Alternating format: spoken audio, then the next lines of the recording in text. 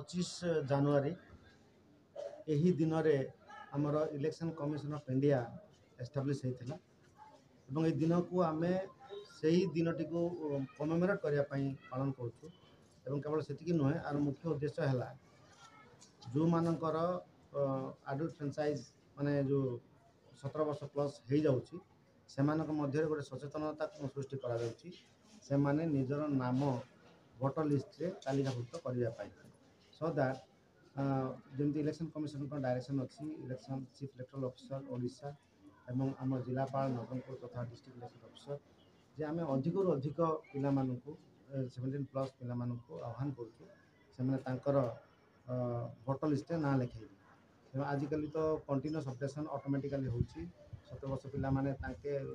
voters helpline app ବା BL ମାଧ୍ୟମରେ directly ମଧ୍ୟ ଯାଇକି ନାଁ ଲେଖାଇବେ ଆମର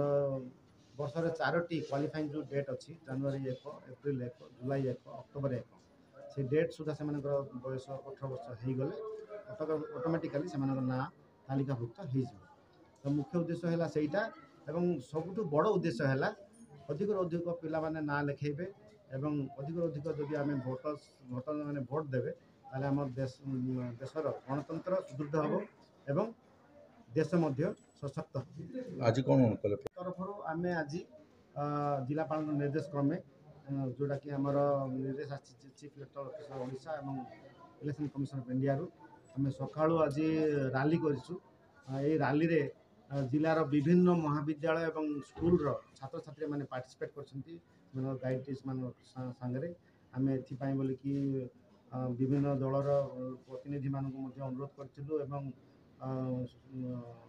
माने मीडिया को अनुरोध करूँ समस्त पार्टिसिपेट करने जनसाधारण करते आज आप देखिए 500 ऊर्ध्व पिला छात्र छात्री जनसाधारण एवं विभिन्न दलर लोक मैंने प्रतिनिधि मैंने पार्टिसिपेट कर तो आज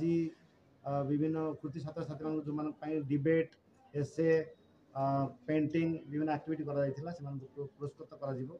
इलेक्शन सिस्टम रे जो मैंने काम करछंती booth level officer supervisor AR ER से पुरस्कार एवं संबर्धना करा जिवो 15तम जातीय भोटर दिवस पालन करा जाउची ए परिप्रेक्षी रे गोटे रैली सब कलेक्टर ऑफिस बाहर मिशन शक्ति सम्मेलन कक्ष पर्यंत अनुष्ठित होता जो बहुत संख्यार छात्र छात्री स्काउट रेड क्रॉस गाइड अंशग्रहण करते और मिशन सत्र जो अच्छी आम सम्मेलन कक्ष ये आम पालन करुँ जो आम न्यू भोटर जो मानक आम योगदान देती सम्मानित कलु